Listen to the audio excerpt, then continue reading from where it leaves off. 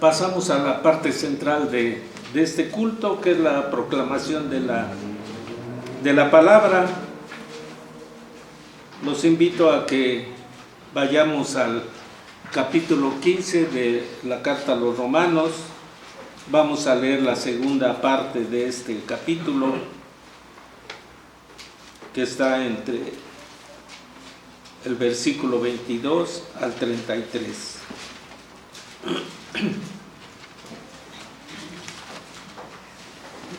Lo vamos a hacer como habitualmente lo hacemos, alternadamente. Por esta causa me he visto impedido muchas veces de ir a vosotros. Pero ahora no teniendo más campo en estas regiones y deseando desde hace muchos años ir a vosotros. Cuando vaya a España iré a vosotros, porque espero veros al pasar y ser encaminado allá por vosotros, una vez que hayáis gozado con vosotros. Mas ahora voy a Jerusalén para ministrar a los santos. Porque Macedonia y Acaya tuvieron a bien hacer una ofrenda para los pobres que hay entre los santos que están en Jerusalén. Pues les pareció bueno y son deudores a ellos, porque si los gentiles han sido hechos participantes de sus bienes espirituales, deben también ellos ministrarles de los materiales. Así que cuando haya concluido esto y les haya entregado este fruto, pasaré entre vosotros rumbo a España. Y sé que cuando vaya a vosotros llegaré con abundancia de la bendición del Evangelio de Cristo. Pero os ruego, hermanos, por vuestro Señor Jesucristo y por el amor del Espíritu, que me ayudéis orando por mí a Dios. Para que sea librado de los rebeldes que están en Judea y que la ofrenda del servicio a los santos en Jerusalén sea acepta. Para que con gozo llegue a vosotros por la voluntad de Dios y que sea recreado juntamente con vosotros. Y el Dios de paz sea con todos vosotros. Amén. Respondamos a esta lectura gracias, hermano. Con la alabanza fuente de la vida eterna. 324. De la 25ª parte, Confianza y valor en pruebas y conflictos, de John Waite, y letra de Robert Robinson. Tú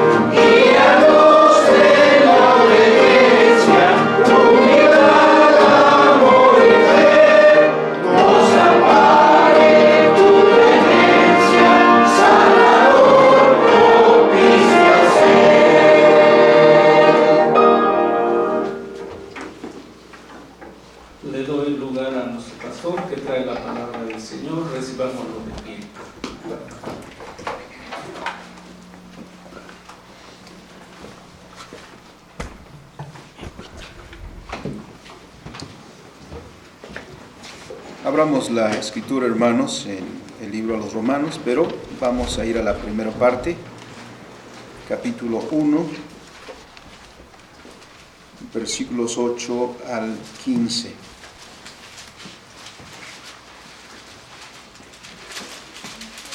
Romanos 1, 8 al 15. Alternadamente hacemos la lectura, dice la palabra del Señor. Primeramente doy gracias a mi Dios mediante Jesucristo con respecto a todos vosotros, de que vuestra fe se divulga por todo el mundo. Porque testigo es Dios, a quien sirvo en el Espíritu, en el poder del Espíritu, que sin cesar hago mención de vosotros siempre en mis oraciones, rogando que de alguna manera tenga a fin, por la voluntad de Dios, un próspero viaje para ir a vosotros. porque deseo veros para comunicaros algún don espiritual, a fin de que seáis confirmados. Esto es, para ser mutuamente confortados por la fe que nos es común a vosotros y a mí. Pero no quiero, hermanos, que ignoréis que muchas veces me he propuesto ir a vosotros, pero hasta ahora he sido estorbado, para tener también entre vosotros algún fruto como entre los demás gentiles. A griegos y a no griegos, a sabios y a no sabios soy deudor. Así que en cuanto a mí, pronto estoy a anunciaros el Evangelio, también a vosotros que estáis en Roma. Amén. Bendito Señor, te alabamos por la palabra que nos das, porque tenemos, Señor, la bendición que no hemos sido privados de tu palabra. Ayúdanos, Señor, a poner oídos atentos, un corazón dispuesto, y tu Espíritu Santo, Señor, fortalezca la fe de cada uno de nosotros. Por Cristo nuestro Señor y Salvador te lo pedimos. Amén. Amén. Tomemos nuestros lugares, hermanos.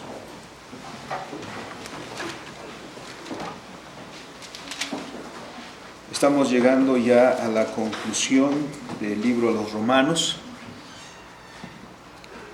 En estos 16 capítulos que conforman esta carta del apóstol Pablo a los hermanos que se encuentran en Roma. No tenemos información precisa, como ya lo hemos hecho notar, de cuándo o por quién fue fundada la iglesia a la cual el apóstol Pablo dirige su carta. No tenemos información precisa de cómo llegó el Evangelio a esta ciudad, a la capital del Imperio Romano, y cómo surgió esta comunidad de hermanos a la cual el apóstol Pablo ha dirigido su carta más doctrinal, como es la carta a los romanos. Obviamente la tradición romanista dice que el fundador de la iglesia de Roma fue el apóstol Pedro. Incluso mucha gente viaja a Roma y uno de los puntos de la visita será la tumba de Pedro, pero quién sabe si esté ahí. Pero por lo menos la ilusión de la gente de llegar a ese lugar, porque la tradición dice eso. Claro, desde temprano la iglesia de Roma quiso tener preponderancia por sobre todas las demás iglesias. Cuando Roma y Constantinopla se estaban peleando la primacía. Pero no sabemos, y la carta a los romanos no menciona a ninguna persona en particular como alguien que ha fundado esa iglesia. Si lo fuera el apóstol Pedro, sería extraño que el apóstol Pablo no lo mencione, ¿no? Pablo por ninguna parte, incluso en el capítulo 16, que está lleno de saludos, es el capítulo con más saludos de las cartas del Nuevo Testamento, y lo que brilla ahí por su ausencia es el nombre de Pedro. Pero la tradición pues sigue en la iglesia romanista. Pero como hemos dicho, esta afirmación no encuentra apoyo histórico. Saber quién trabajó en la fundación de la Iglesia de Roma en ocasiones es importante, porque sabemos un poco de la formación que ha tenido, de la formación doctrinal que ha tenido la Iglesia. Obviamente esto es más distinguible hoy que en aquel entonces, porque hoy con tantas denominaciones, pues identificamos claramente algunos énfasis doctrinales. Pero en aquel entonces no había esta división denominacional. Pero saber si fue Pedro, si fue Pablo, si fue otro apóstol, quienes trabajaron en la fundación de esa iglesia, nos ayudaría un poquito a saber todo el esfuerzo. Además también cuánto tiempo estuvo el apóstol predicando ahí, si así fuera. En otras iglesias, esta información se nos da con mayor claridad. El apóstol Pablo, por ejemplo, cuando estuvo en Éfeso, o cuando estuvo en Corinto, o cuando recorrió toda la región de Macedonia. El libro de los Hechos es abundante en la descripción de los viajes misioneros del apóstol Pablo. También el apóstol en sus epístolas, por ejemplo, a Corinto o a Galacia, les recuerda el evangelio que les predicó para instarlos, para animarlos, para exhortarlos a continuar en ese mismo rumbo, en esa misma dirección. Sin embargo, con respecto a la iglesia que está en Roma, no sabemos y no tenemos esa información con exactitud. Quizá por eso el apóstol Pablo ha dedicado esta carta con una exposición doctrinal muy amplia. Como hemos mencionado, la carta a los romanos es la carta más doctrinal de las cartas del apóstol Pablo. También por eso, al exponer en la parte introductoria que hemos leído ahora esta parte, el anhelo expresado por el apóstol Pablo es de visitarlos. Y dicen los versículos 11 y 12, porque deseo veros para comunicaros algún don espiritual, a fin de que seáis confirmados. Esto es, para ser mutuamente confortados por la fe que nos es común a vosotros y a mí. Y añade la mención de su disposición. Esto es, debemos entenderlo así. El apóstol Pablo está entusiastamente dispuesto. Es decir, es un viaje que quiere hacer, es un viaje que espera con anhelo llevar a cabo, porque quiere conocer a estos hermanos, como él dice, que tienen en común la fe. Y dice del versículo 15, así que en cuanto a mí, pronto estoy a anunciaros el evangelio, diríamos, estoy dispuesto a ir a evangelizarlos, también a vosotros que estáis en Roma.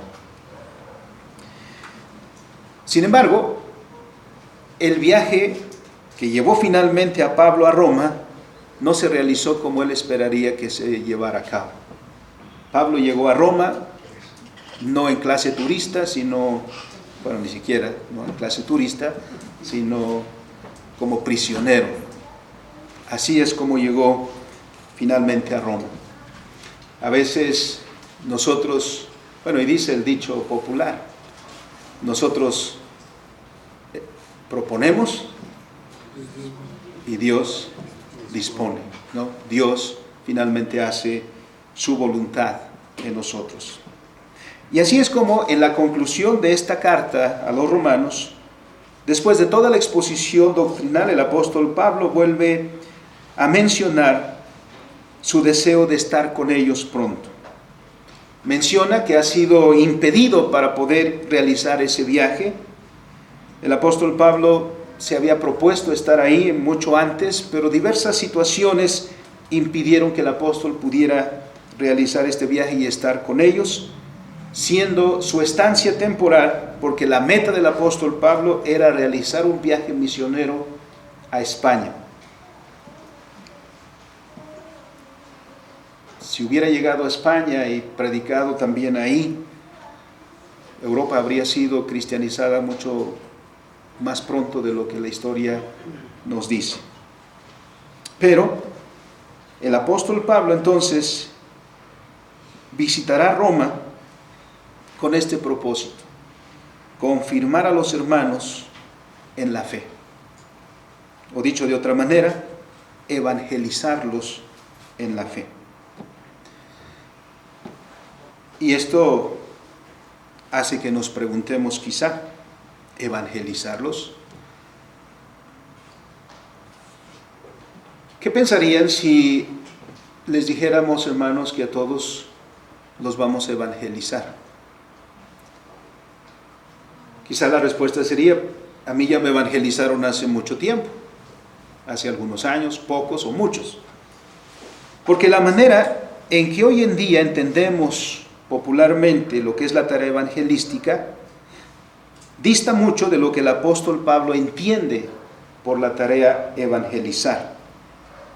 Actualmente, el evangelismo se concibe solamente como aquella tarea de llamar a las personas a la conversión por medio de la exposición de algún mensaje breve, alguna mención de algunos versículos, y traerlos a la exposición de los beneficios que les traerá si ponen su fe en Cristo. Finalmente, arrancar una oración de confesión, que a veces algunos folletitos ya mismos traen ahí impreso, y con eso se da por concluida la tarea de evangelización. Decimos: ya estás evangelizado porque ya has hecho tu confesión en Cristo y ya eres salvo. Así que los evangelistas actuales, habiendo logrado ese objetivo, concluido esa tarea, dar por concluido también su trabajo evangelístico y se van a otro lugar y probablemente nunca vuelvan a ver a aquella persona a la cual le hablaron en aquel momento. Aún los evangelistas que hacen lo que se llama evangelismo masivo, cuando hay una gran convocatoria, también suelen hacer eso. Y es posible que ni siquiera lleguen a conocer a las personas más que de vista. No hay en realidad una comunicación cercana entre el que predica y los que reciben la predicación. Pablo anhela visitar a los hermanos de Roma para evangelizarlos. No porque los hermanos no conozcan. Ya dice el versículo que leímos, en el que Pablo alaba a esta comunidad y dice: se habla de ustedes en muchas partes, se conoce de vuestra fe en muchos lugares. Así que esta iglesia no estaba aislada, no estaba encerrada. Esta iglesia era conocida en muchas regiones por sus hermanos y quizá también por aquellos que no lo son, que han escuchado del trabajo, de la fe de estos hermanos. Dice en el versículo 8 que su fe se divulga por todo el mundo. ¿Por qué Pablo quiere ir entonces a evangelizarlos? Porque necesitan ser fortalecidos, y así lo dice el apóstol Pablo, que su intención es, dice el versículo 11, deseo veros para comunicaros algún don espiritual a fin de que seáis confirmados o fortalecidos. Necesitan los hermanos ser fortalecidos en la fe. Y esto se hace evidente por la lectura que hacemos también en esta parte y al final de la carta. Había, por lo que hemos leído en el transcurso, cierta división entre los hermanos sobre algunos temas. Porque, como hemos resaltado, la iglesia tenía el componente judío por una parte, pero también el componente gentil. Y en la última parte, el apóstol Pablo ha instado a que unos y otros, en el amor fraterno en Cristo Jesús, trabajen para la mutua edificación, porque aún han de entender las implicaciones de su fe. aquella fe que profesan con todo su corazón, pero que aún han de entenderlo en sus implicaciones para la vida, en su relación con los demás.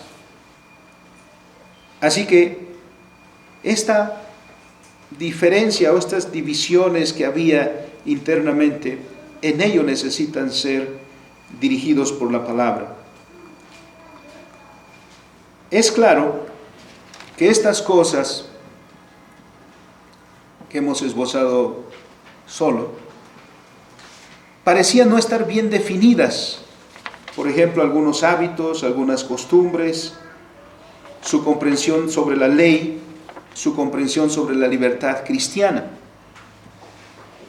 Así que habría que tener definición sobre estos temas para llegar a una certeza que afirmara la unidad de esta comunidad de fe y dejara de haber aquella tensión o aquel distanciamiento entre unos y otros, y como lo ha expresado en el capítulo 15, en el principio el apóstol Pablo, que todos llegáramos a ser unánimes, literalmente de una misma mente, que todos llegáramos a estar de acuerdo en la fe. Y ese es el propósito también para nosotros, porque en Cristo nosotros debemos aprender a pensar como cristianos, aprender a ser conformados a la palabra de Dios, a la doctrina cristiana. Todavía nosotros estamos batallando en nosotros mismos, tratando o aprendiendo a poner toda nuestra vida a los pies de Cristo.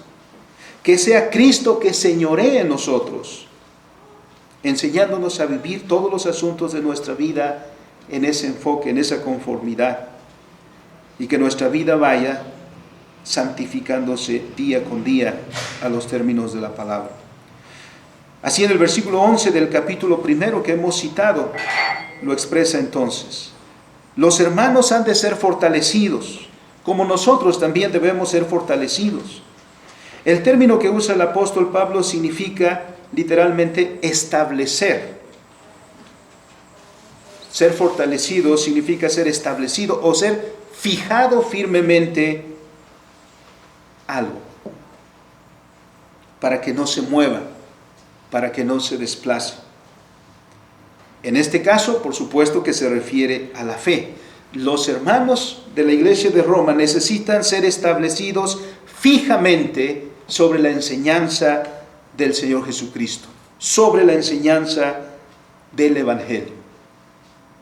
Porque si no es así, hemos visto en muchos lugares cómo la iglesia se comienza a mover, se comienza a apartar de esos principios del Evangelio.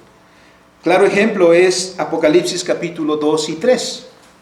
Esas iglesias de las cuales se habla ahí, de las 7 iglesias en Asia Menor, que fueron también establecidas por el apóstol, o entre otros, pero en gran parte por el apóstol Pablo, su ministerio. Al paso de los años y nada más al cierre del primer siglo, miramos cómo algunas iglesias han perdido su fundamento.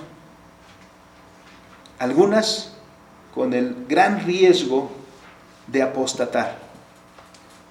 Por lo cual entonces es importantísimo que la iglesia y cada creyente en particular sea afirmado, sea establecido firmemente en la doctrina del Evangelio. En primer lugar, tenemos que tener presente que el Evangelio es poder de Dios para salvación. Esta es la expresión del apóstol Pablo al inicio de la carta. Es verdad que el Evangelio, tal como lo recibimos, a su vez de quienes lo recibieron en el Señor Jesucristo, y la encomienda también de llevar el Evangelio a todo el mundo, Mateo 28, ese Evangelio recibido es poderoso y no necesita que nosotros añadamos nada para hacer a ese Evangelio aceptable o eficaz para los que lo escuchan. Porque de repente parece que la estrategia de que la palabra sea aceptada depende de nosotros. Hay un himno precioso que dice: sembraré la simiente preciosa. Y allí hay una verdad que es importante señalar. dice, sembraré, pero dejaré el resultado al Señor. El resultado no es nuestro. El resultado es del Señor. Porque el Señor es suficiente para hacer la obra en los corazones de los escogidos. Pero ha dado a su iglesia la tarea de la predicación. Y ese evangelio que es predicado es poderoso. Y el Espíritu Santo que obra en el corazón es poderoso para transformar los corazones de los que escuchan. 2 ejemplos de esto. El libro de los Hechos nos muestra lo poderoso que es la palabra de Dios, lo poderoso que es el evangelio y el Espíritu Santo obrando en los corazones de aquellos que escuchan aquella palabra fielmente expresada. Haciendo el Espíritu Santo eficaz esa predicación, no nosotros. Por eso Pablo en algún momento va a decir a los corintios, ¿se acuerdan que yo no llegué predicando el evangelio según la sabiduría humana, por la belleza del argumento? ¿Verdad que no aceptaron el evangelio por la belleza, la lógica del argumento? No, sino por el obrar del Espíritu Santo. Así el apóstol Pablo entonces ha dicho, Romanos 10:17, que la fe no viene sino por el oír, y el oír la palabra de Dios. La eficacia entonces no está en el portador del evangelio, sino en el que envía y el que obra en el corazón. La eficacia de la predicación del evangelio no depende del carisma del que predica, de la sabiduría del que predica o del talento discursivo del predicador. Depende absolutamente, completamente de Dios. Por eso es que no se vale esa excusa de yo no sé hablar, yo no sé decir muchas cosas bellas. Usted solo comparta la convicción que hay en su corazón y deje al Espíritu Santo obrar.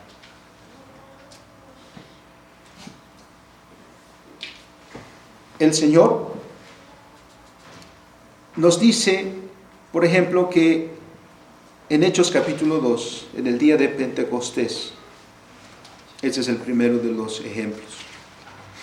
Cuando el apóstol Pedro, en el día de Pentecostés, se pone de pie ante una multitud asombrada por lo que veía y por lo que oía de los discípulos de Cristo. Todos sabemos que se preguntaban, es tan temprano y estos ya están llenos de mosto. Imagínense a las 9 de la mañana y ya todos, ¿no? Era demasiado temprano. Se preguntan, ¿qué es lo que aconteció? ¿Por qué sucede aquello? Entonces se levanta el apóstol Pedro para explicarles que aquello significaba la obra de Dios, aclarando que los hermanos no estaban ebrios, sino que aquello que estaban viendo, que estaban atestiguando, era el cumplimiento de lo que siglos antes había profetizado el profeta Joel sobre el derramamiento del Espíritu Santo. Que Dios en aquel mismo momento había cumplido su promesa, enviando al Mesías, y que por la obra perfecta de Él, ahora el hombre podía ser reconciliado con Dios. De allí el llamamiento al arrepentimiento. En aquella ocasión y en aquel contexto, 3,000 personas creyeron el Evangelio y fueron bautizados. Aquella predicación del apóstol Pedro hasta cierto punto fue improvisada, porque no estaba organizado aquel evento, los hermanos no estaban preparados, no dijeron esto vamos a hacer primero y luego esto y luego aquello, entonces va a entrar Pedro con el mensaje para convertirlos. Todo fue dirigido por el Espíritu Santo. El resultado mismo debió sorprender al mismo Pedro. 3,000 personas se sumaron al pueblo de Dios. Le hubieran preguntado a Pedro, ¿y cuántas conversiones quieres hacer hoy? ¿Cuántas conversiones esperas hacer hoy? Eso es lo que los modernos evangelistas hacen. Cuando planean, dicen, vamos a hacer esto y vamos a tener, por lo menos, le vamos a rogar al Señor por 100 nuevos convertidos. ¿Y si el Señor quiere 101? O si el Señor quiere 80, o ninguno. Cumplamos nuestra tarea. El ejemplo 2. La predicación del Evangelio comenzó a abrirse entre los gentiles. En Pentecostés fue abierta a los judíos de la diáspora. Aquí comenzó a abrirse a los gentiles. Conocemos la lucha interna que vivió el apóstol Pedro, que siendo judío celoso de la fe y de las tradiciones de sus padres, tuvo que reconocer que Dios también estaba llamando a los gentiles. ¿Lo vemos cuánto se resistió en ir a predicarle a Cornelio? A través de aquel sueño que el Señor le dio, aquella visión de un manto lleno de todo tipo de animales, diciéndole mata y come. Él se resistió diciendo, Señor, nada inmundo ha entrado en mi boca, así que no, gracias. Se resistió porque pesaba mucho en su corazón aquello que había recibido de sus padres. No concebía que tenía que ir a predicarle a los gentiles, pero el Señor lo llamó y lo envió a la casa de un gentil, donde estaba reunido Cornelio con su familia. Y el mismo Pedro testificaría después que cuando comenzó a exponer el Evangelio a aquella familia, y para sorpresa suya y los que le escuchaban, ¿cuál fue su reporte? Que apenas comenzó a hablar y el Espíritu Santo ya estaba en los que estaban reunidos ahí. No fue la sabia argumentación, no fue el carisma de Pedro, que además parece que no tenía mucho, ¿no? Era muy brusco en su hablar a veces.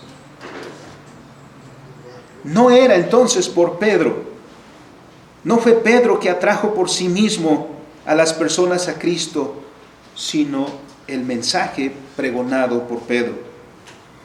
Porque ¿quién estaba avalando la obra de Pedro? El Espíritu Santo, que reveló la palabra que se predicaba, pero que obraba también en el corazón de los que oyeron esa palabra predicada. De ahí lo que dice el apóstol Pablo en Romanos 10, la fe no viene sino por el oír, y el oír la palabra de Dios.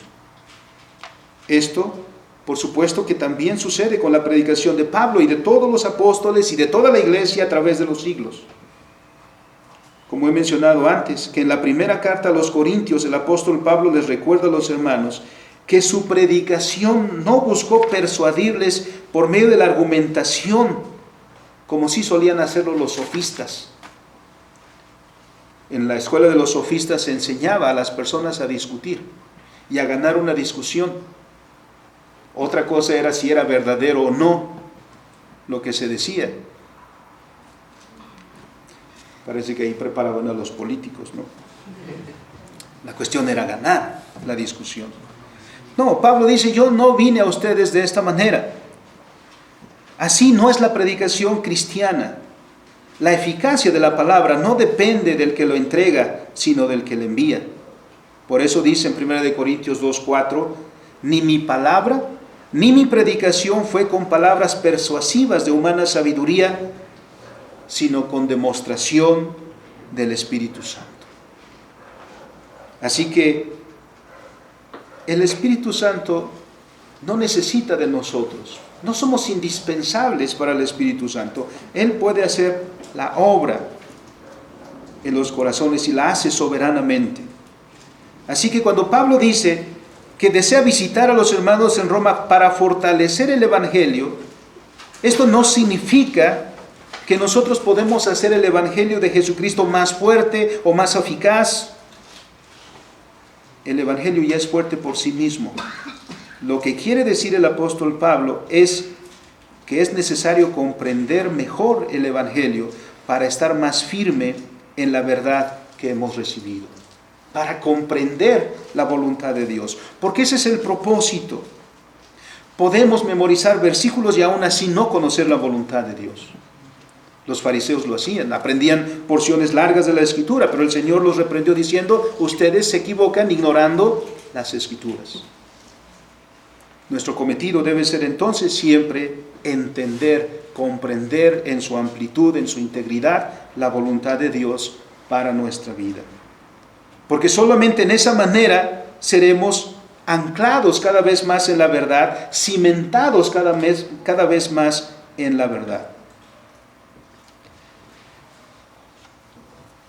En el siglo XVI, en su discusión o en su enseñanza, Calvino habla de la fe explícita y de la fe implícita.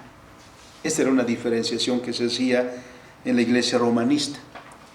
Más prácticamente se apegaba ella a lo que llama fe implícita. Calvino trata este tema en su Opus Magnum, la institución de la religión cristiana, en el libro tercero, que trata precisamente de lo que es la vida cristiana. Ahí, en el primer capítulo y el segundo, esta es la introducción a todo el tema, comienza su exposición de lo que es la vida cristiana, lo que de veras debemos entender nosotros por lo que es la fe. Y esto es muy importante, hermanos, porque de repente todo el mundo dice tengo fe, pero no sabemos qué quiere decir tener fe. Por eso, y en el siglo XVI, en ese contexto de la Reforma, Juan Calvino trata este tema para llevarnos a un entendimiento escritural de lo que es la fe. Porque entonces y hoy, mucha gente dice tener fe en Cristo, pero no sabe lo que eso implica. Porque aunque dice eso, nunca ha leído la Escritura. Y ese es el problema en muchos lugares. Que ¿quiénes son los que más se aferran a las tradiciones? Los que más ignoran las Escrituras. ¿Y quiénes se oponen más a la verdad en nuestro país? Los que se aferran a sus tradiciones y no a la palabra del Señor.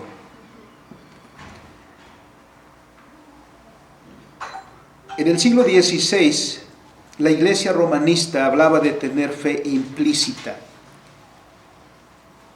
Calvino dice que los teólogos de la Sorbona, él dice así literalmente, se han imaginado una especie de fe que llaman implícita o supuesta, y designando con este nombre la más crasa ignorancia que se puede concebir. Es decir, la fe que tenía la mayoría de la gente y muchos clérigos era una fe implícita o una fe supuesta.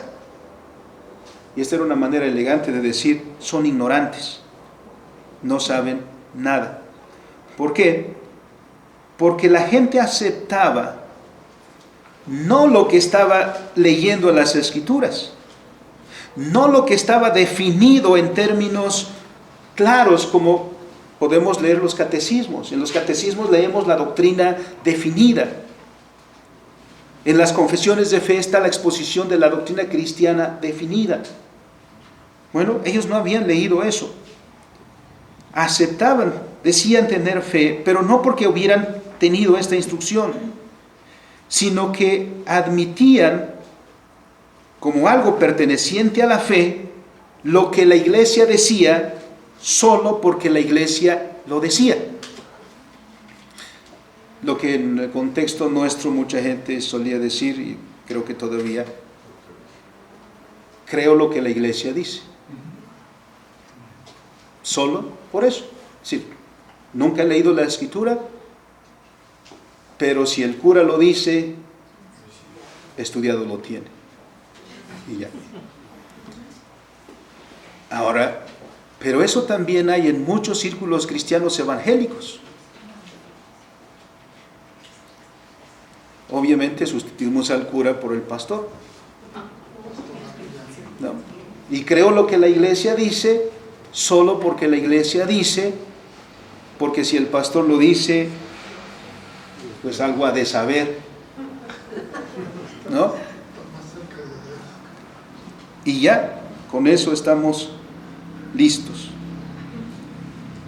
La gente acepta como creencia algo que no está definido, algo que no conoce, que no ha leído, que no está informado, sino lo dice porque dice la iglesia lo está enseñando.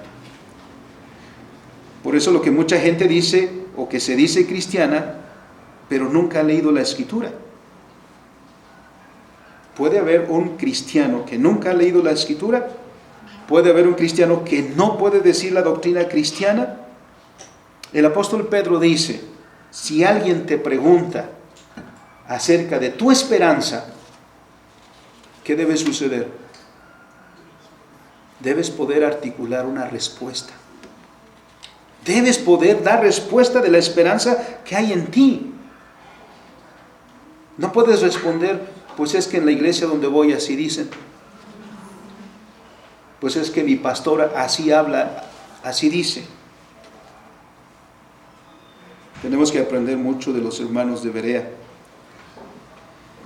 La gente creía y hacía lo que la iglesia hacía porque lo decía. Como en muchos círculos evangélicos también, mucha gente hace lo que su pastor dice, solo porque el pastor lo dice. Qué lejos en aquel entonces, siglo XVI y hoy, estaban de aquel ejemplo que los hermanos nos dieron en la iglesia de Berea, que no aceptaban algo como verdad, sino hasta corroborarlo con las Escrituras, porque dice Hechos 17, ¿qué hacían los hermanos de Berea después de haber escuchado la palabra de Dios predicada? Iban a las Escrituras para ver si estas cosas eran así. Pero nos da flojera hoy en día. Debemos ir a las Escrituras. Con las Escrituras corroboraban aquella enseñanza que habían escuchado, aceptándola, porque la palabra de Dios la tenían ahí. Debemos decir con tristeza que esta manera de reconocerse cristianos no es cosa del pasado, no es del siglo XVI. Hay muchos cristianos que viven su fe cristiana de esta manera. No les consta por la enseñanza escritural lo que dicen creer, pero lo tienen como parte de su fe, solo porque sus líderes así se lo enseñan, suponiendo que su líder habla inspirado por el Espíritu, ¿no? Por eso vemos tanta apostasía en el día de hoy. ¿Por qué? Porque los ignorantes aceptan cuanto se les diga en nombre de la iglesia y sin discernimiento alguno aceptan incluso errores monstruosos. En el siglo XVI así aceptaban la idea del purgatorio, la doctrina del purgatorio, las oraciones por los muertos, la intercesión de los santos. ¿Dónde estaba eso en la Escritura? Cuando la Reforma puso en el centro la Escritura, con este principio de sola Escritura, y comenzó a leer la gente las Escrituras, inmediatamente comenzó a ser descubierto que ninguna de estas cosas tenía aval escritural. Por eso es que inmediatamente lo quitaron. Porque nuestra única regla de fe y de práctica es la palabra de Dios. Contra esta concepción de fe, Calvino antepone la fe explícita, lo que él llama la fe explícita.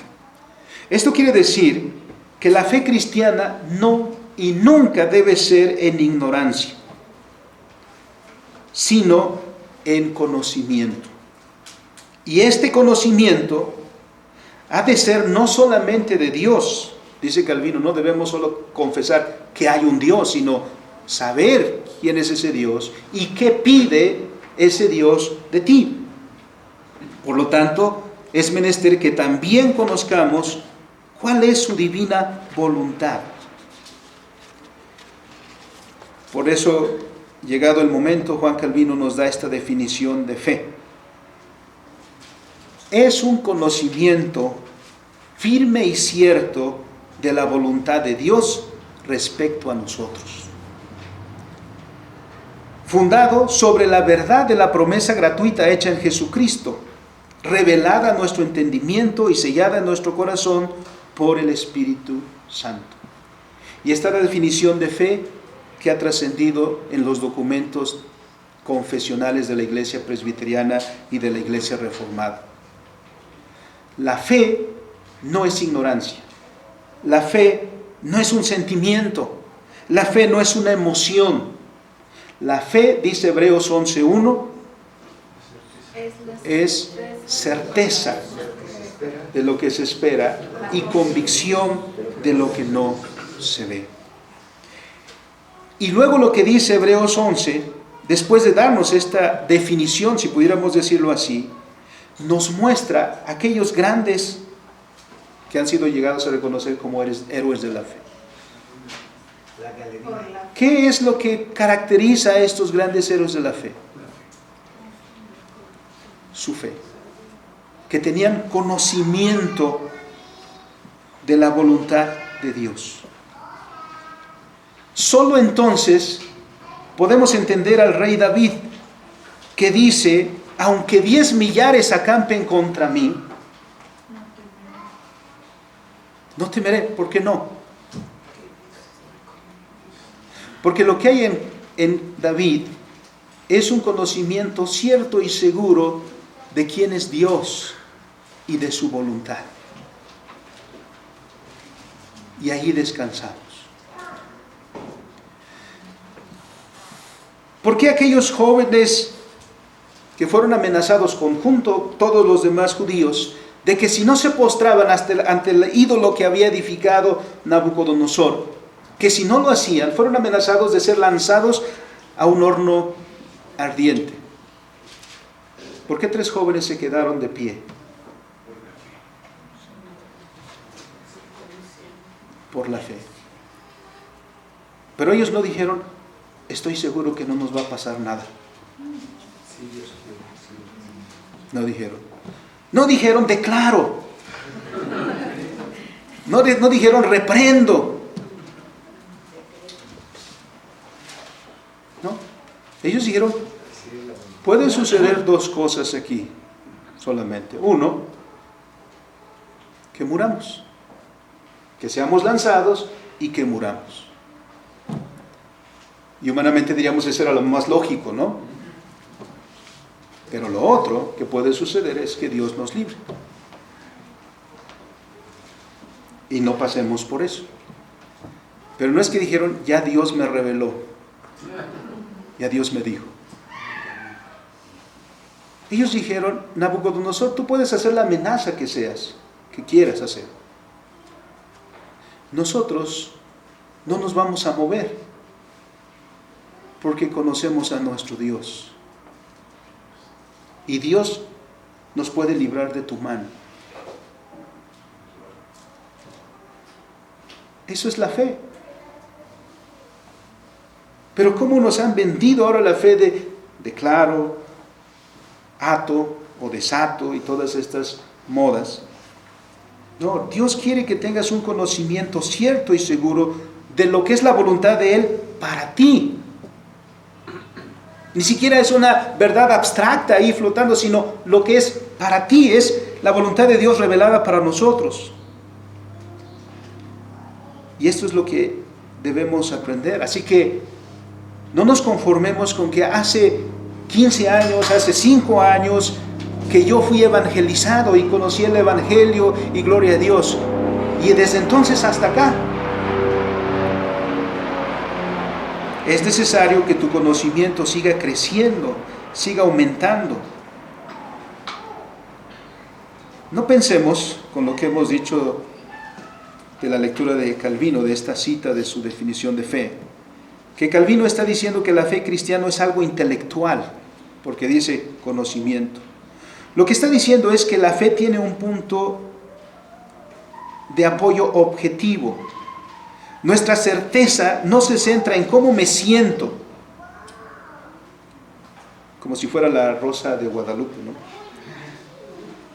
Sino en la verdad objetiva revelada por Dios para mí y entendida por la obra del Espíritu Santo que obra en mi corazón. Por eso Pablo podía decir: yo sé en quién he creído. ¿Puedes tú, hermano, decir eso con certeza? Yo sé en quién he creído. Es ese conocimiento. Por eso el escritor del libro a los Hebreos, como ya hemos mencionado en el capítulo 11, versículo 1, dice: certeza de lo que se espera y la convicción de lo que no se ve. Por eso, y en tercer lugar, necesitamos en la iglesia una evangelización constante, una evangelización continua. No es que el cristiano tenga desde el principio un conocimiento completo y perfecto de la voluntad de Dios. Eso no es así. La experiencia misma nos dice que todos nosotros aprendemos de una manera progresiva. Nuestro conocimiento es progresivo.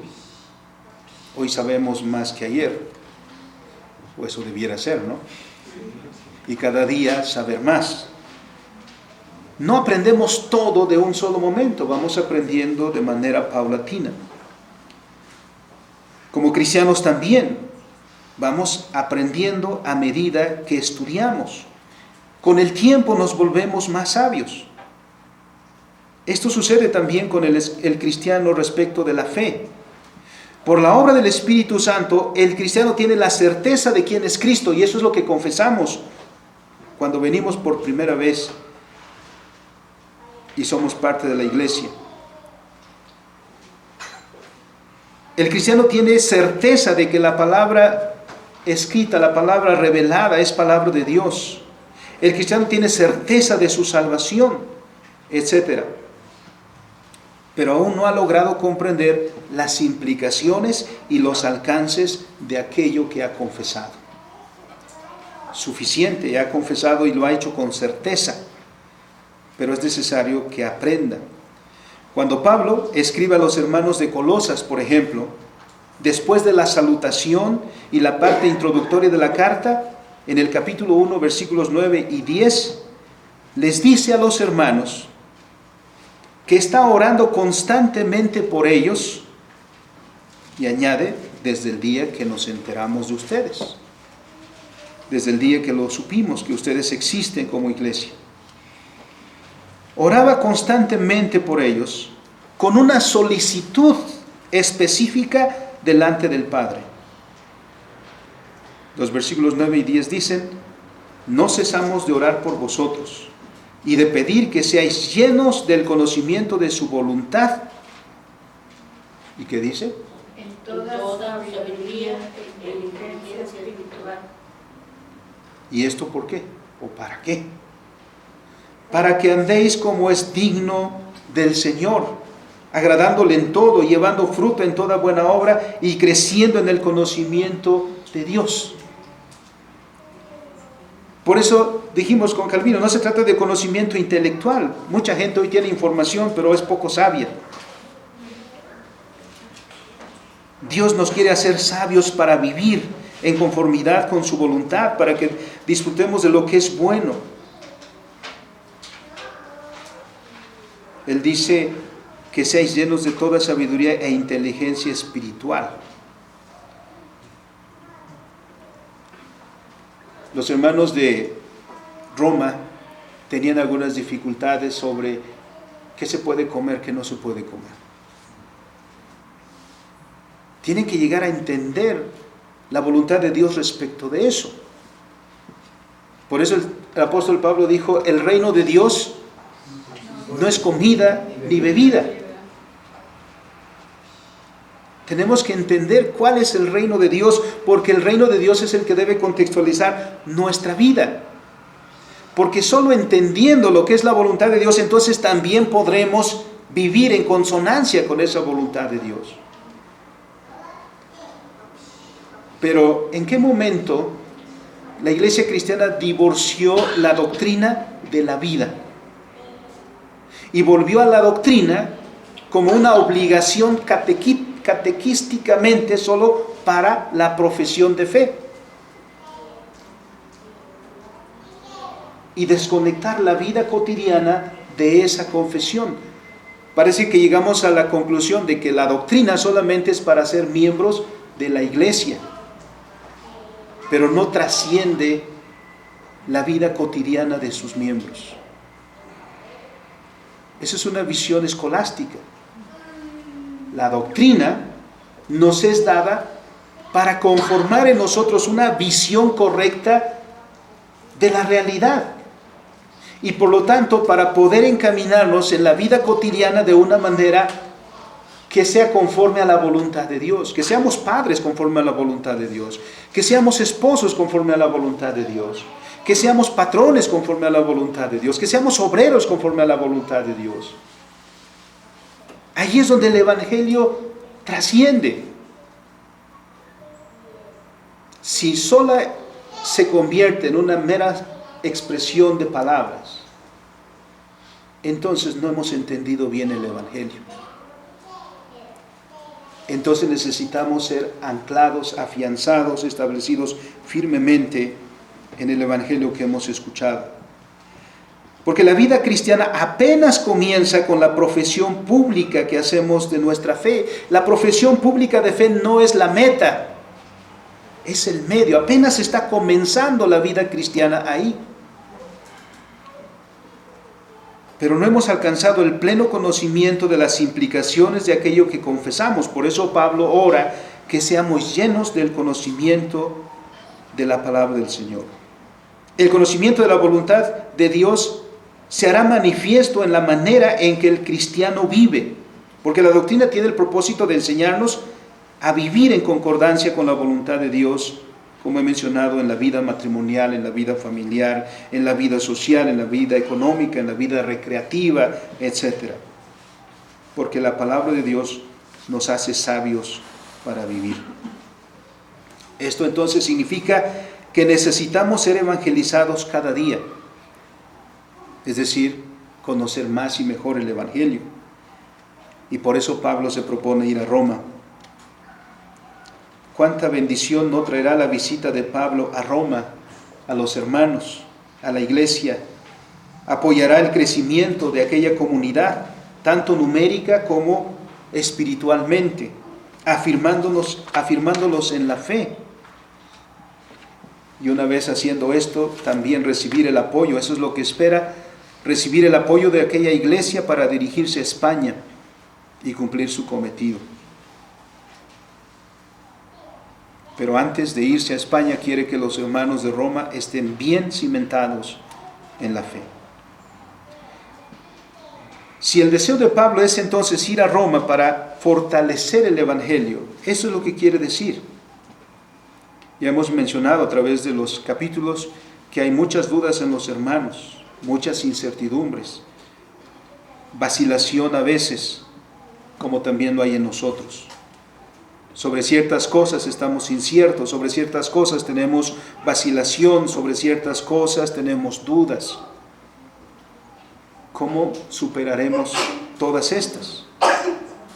Por el conocimiento de la voluntad de Dios.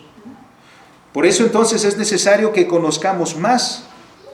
Y cuando conozcamos más la voluntad de Dios para nosotros, esas dudas, esas incertidumbres, esas vacilaciones serán superadas.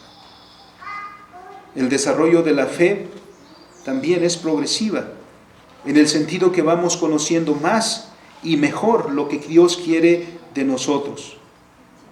De manera que los que han creído al Evangelio no necesitan sentarse en conformidad a decir ya, hice mi profesión de fe, sino aún más anhelando ser instruidos, aún más en la comprensión del Evangelio que se nos ha dado, para que seamos firmemente establecidos en la fe de nuestro Señor Jesucristo.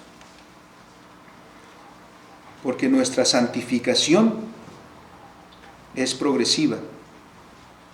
Como iglesia y como individuos vamos siendo santificados, vamos creciendo en la fe, vamos madurando, que es otra palabra que el apóstol Pablo usa. Vamos creciendo. Esto es lo que Pablo quiere de los hermanos en Roma. No es que esté dudando de su fe. Ya ha dicho que su fe se divulga por todo el mundo. Pero aún con todo y eso, la iglesia necesita ser afirmada en la fe que el Evangelio ha proclamado. Lo mismo que nosotros. Hemos tenido nuestro aniversario de 30 años. Diríamos, ya somos mayores de edad. Pero en mucho todavía tenemos comportamientos infantiles. Tenemos que madurar. Y la única manera de madurar es que seamos instruidos en el Evangelio. Porque también en ese sentido, hermanos, miraremos hacia afuera. La iglesia de Roma se va a involucrar en los planes de Pablo en su misión hacia los gentiles, aún más lejos que el propio Roma. Nosotros también hemos de mirar hacia involucrarnos en el trabajo misionero, pero no podemos ser luz de la calle y oscuridad de la casa. Tenemos primero que dejar bien alumbrada la casa para que entonces podamos llevar esa misma luz a los que están fuera. En conclusión, Pablo anhela visitar a los hermanos, anhela contribuir con su ministerio a fortalecer la fe de nuestros hermanos. Está dispuesto a visitarlos, está incluso anhelando visitarlos. Pero por ahora, en la mención que hemos leído del Evangelio, del libro a los Romanos, Pablo tiene que dirigirse primero a Jerusalén, a donde ha de entregar una ofrenda que han colectado las iglesias de Macedonia y de Acaya para sus hermanos en Jerusalén que están pasando por grandes dificultades. Dice que después de entregar esa ofrenda y con la gracia de Dios se encaminará a los hermanos en Roma. Ahí espera con gozo, lo expresa él mismo, gozar con los hermanos. Versículo 24. Cuando vaya a España iré a vosotros porque espero veros al pasar y ser encaminado allá por vosotros una vez que haya gozado con vosotros. Literalmente una vez que he estado lleno de ustedes. El gozo de estar con los hermanos, la fraternidad y la comunión con los hermanos, anhela el apóstol Pablo en su viaje a ellos. Entre tanto, pide de sus oraciones para que el Señor sea propicio a Pablo, de manera que se cumpla este anhelo de su corazón de estar con los hermanos y de servir en su ministerio. Esa disposición es evidente. También quiere hacer partícipes a los hermanos de su misión evangelística.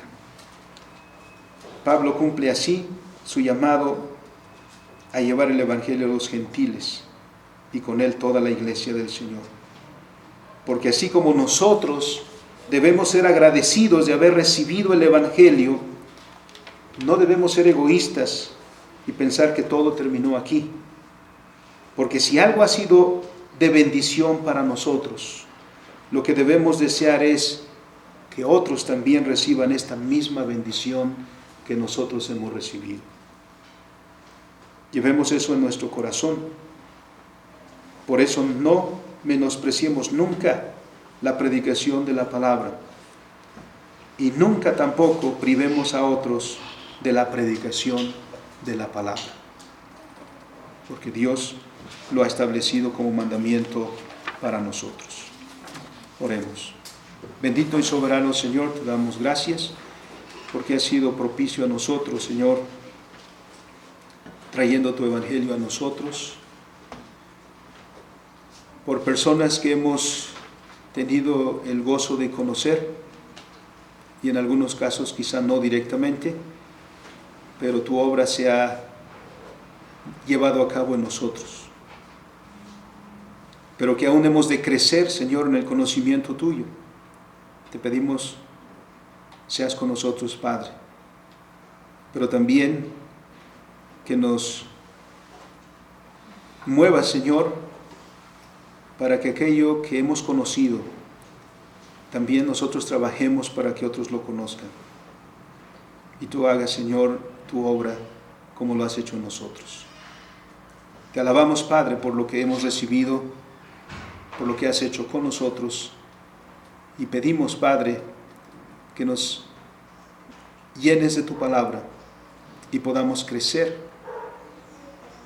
en conformidad con tu voluntad. Por Cristo nuestro Señor. Amén. Amén.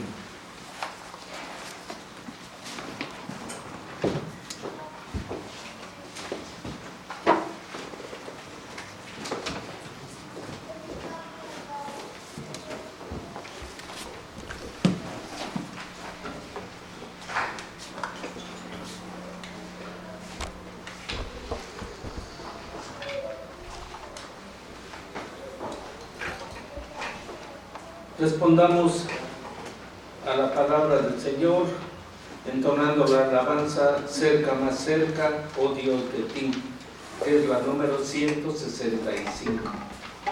De la octava parte, consagración y vida cristiana, de Miss C.H. Morris y traducción de Vicente Mendoza.